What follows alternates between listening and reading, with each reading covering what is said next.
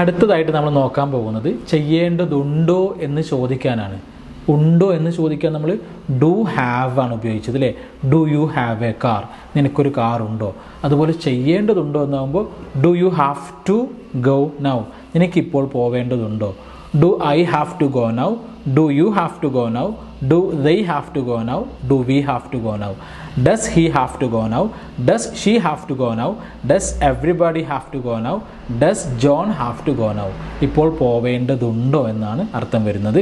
So ഒരു കാര്യം ചെയ്യേണ്ടതുണ്ടോ എന്ന് ചോദിക്കാൻ do have to or does have to ഇത് വെച്ചിട്ടാണ് ചോദിക്കേണ്ടത്. 8 ആക്ടേഴ്സ് അല്ലാത്ത ഒരാൾ വരുമ്പോൾ ഡസ് ഹാവ് ടു എന്നാണ് വരുന്നത്. കുറേ പേര് വരുമ്പോൾ ഡു ഹാവ് ടു എന്നാണ് വരേണ്ടത്. ഓക്കെ, സോ ഒരു കാര്യം ചെയ്യേണ്ടതുണ്ടോ, നിനക്കിപ്പോൾ എക്സാമിന് പഠിക്കേണ്ടതുണ്ടോ. Do you have to study for the exam, നിനക്കിപ്പോൾ ഇംഗ്ലീഷ് പഠിക്കേണ്ടതുണ്ടോ. Do you have to learn English right now, നിനക്ക് ഇന്ന് വർക്ക് ചെയ്യേണ്ടതുണ്ടോ. Do you have to work today. ഒരു കാര്യം ചെയ്യേണ്ടതുണ്ടോ എന്നാകുമ്പോൾ ഈ ഒരു രീതിയിലാണ് നമ്മൾ ചോദിക്കേണ്ടത്. ഇനി ഒരു കാര്യം ചെയ്യേണ്ടതില്ലേ എന്നാകുമ്പോൾ ഡു മാറ്റിയിട്ട് ഡോണ്ട് ആക്കിയാൽ മതി, ഡസ് മാറ്റിയിട്ട് ഡസിൻ്റ് ആക്കിയാൽ മതി. Don't I have to go now, don't you have to go now, don't they have to go now, don't we have to go now. Doesn't he have to go now, doesn't she have to go now, doesn't everybody have to go now, doesn't John have to go now.